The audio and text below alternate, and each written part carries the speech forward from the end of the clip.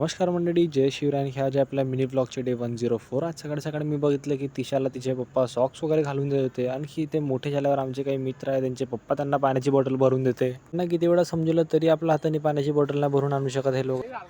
मी करत नाही तर नाही करत. जर आम्ही आपल्या कॉलेजच्या समोर जो गाव आहे तिकडे गेलो होतो, कारण की आम्हाला प्रिंटआउट वगैरे पाहिजे होतं. मस्तपैकी प्रिंटआउट वगैरे काढले. आणखी मग क्लासमध्ये आलो. क्लासमध्ये आल्यावर इकडे बघितलं तर क्लासच चालू व्हायची होती.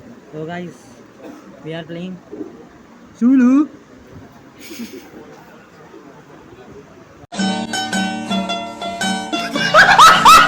बिचारा जयभाऊ आपला मोबाईलमध्ये गेम खेळत होता, आणखी हे लोक नुसते तंग करत होते. विचारायला आता कायच म्हणूया.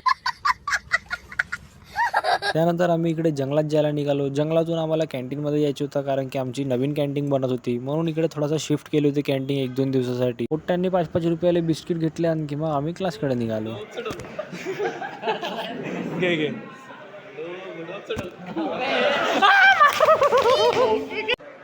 सावधान राहा, सतर्क राहा.